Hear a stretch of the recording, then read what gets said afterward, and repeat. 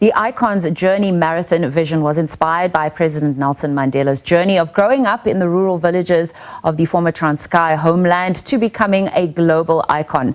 Participants have a unique opportunity to trace Madiba's steps all the way from where he was born, he grew up, went to school, and then where he was laid to rest. So to talk to us about this, we have roped in Nkosi Vulithuba Sangoni. He's the chairperson, he's the founder as well of the Icon's Journey Marathon. Nkosi, thanks so much for joining us. You're in your 7th year. I mean, that in and of itself is something to be celebrated. I see that you've grown from strength to strength. It's a multi-sport heritage event. It combines heritage and tourism, and there's a strong social impact and community element as well. What's kept you going over these years and constantly transforming this race? Firstly, greetings to you and in studio and to all your viewers. It's been a journey on its own, but what has kept us going has been the social impact of our Icon's Journey initiative, because out of what we raise every year, because we run for social change, that's what we call ourselves since 2018. Yeah. I think the first year we launched the run, we were celebrating what would have been the 100 years of Nelson Mandela if he was alive. Out of that, it gave birth to what we now call the Icon's Journey, which now became a commercial event with which was now bigger on the CSI side, because since then we've been donating bicycles, school shoes, and everything else to kids in villages and townships all over South Africa. Are some of these kids joining you on this Icon's Journey? Because I mean, there's so many opportunities to get involved, maybe in the shorter distances, the 14-kilometer and 35-kilometer run, or have any of them joined you on the longer events as well? So yeah, we do have shorter distances that accommodate kids in villages. I mean, kids from high schools and primary schools, they join in the 14-kilometer runs and the 35-kilometer runs.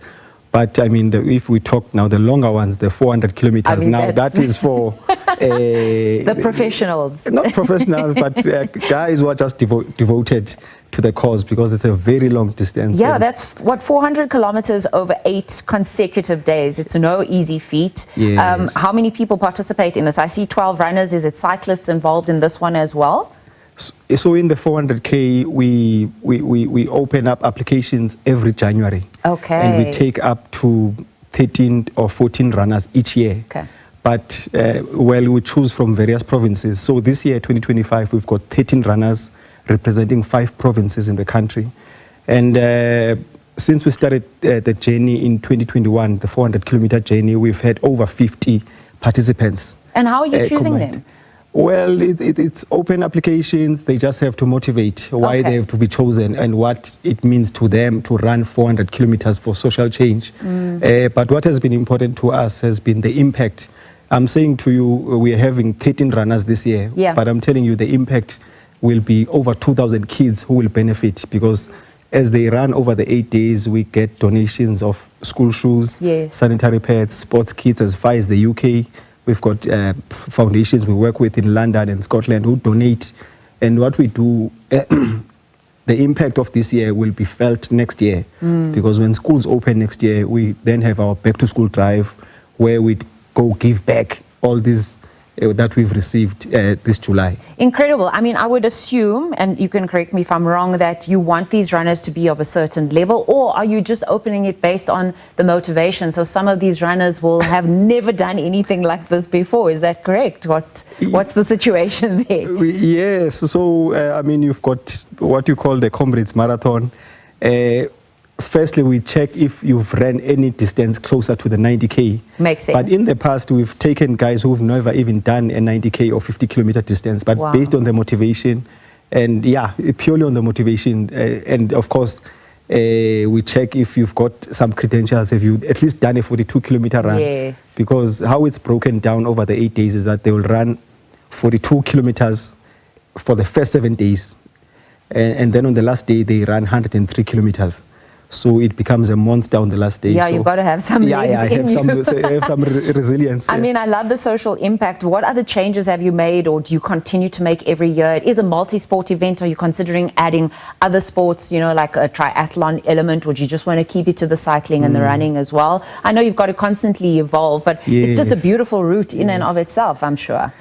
It's a beautiful route. I mean, Eastern Cape on its own is beautiful. Gorgeous, It's a heritage route. In fact, the route we run on was declared by the National Heritage Council as the Eastern Cape's Resistance and Liberation Heritage Route. Yeah. So there's a lot going on there. Most of our struggle icons outside of President Nelson Mandela were born there.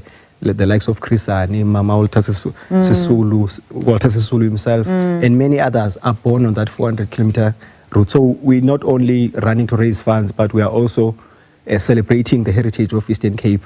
And yes, we do have other events like hiking, and we've been approached by other people to say introduce golf, and we've been getting a lot of interest and inputs from other stakeholders to say introduce this, but we are taking it slowly at a time, so it will grow over time. You know, you talk to South Africans, and many South Africans don't even get the opportunity to travel within their own country. And when you see these heritage sites for the first time, it actually becomes meaningful, you know, what our history is and what these stalwarts did for us. I see that you do still have entries open for people to get involved.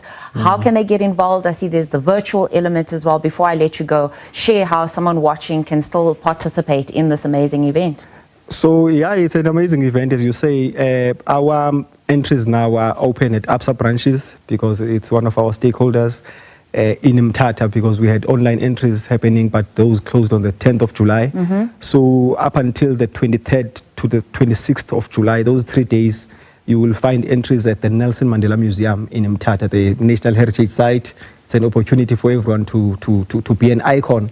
We've got a lot of things lined up. It's an exciting 14-kilometer run and a 35-kilometer run and the monster, the 400-kilometer run.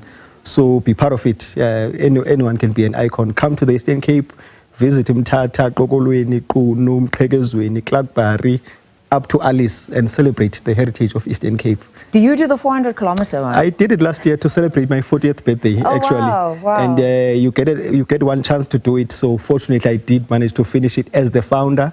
Because many people are saying, hey, you're just making people come run for 400K. What about you? So it was an opportunity for me to run it to celebrate my 40th, do the 400.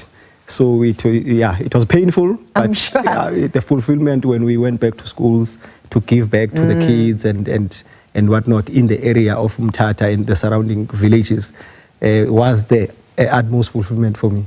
It's all worthwhile. Well, congratulations. Thanks so much for coming to share it with us. I hope that you get more donations this year, more interest in it. And, you know, we look forward to chatting to you next year and seeing how it's gone from strength to strength. If you want to participate and get involved, if you're sitting there thinking, what can I do with my life? My 40th birthday is coming up. Do the same thing that Nkosi did and go and enter the Icons Marathon journey. And as you mentioned, there are still virtual entries and stuff available online and you can donate as well. We've been chatting about the Icons Journey Marathon.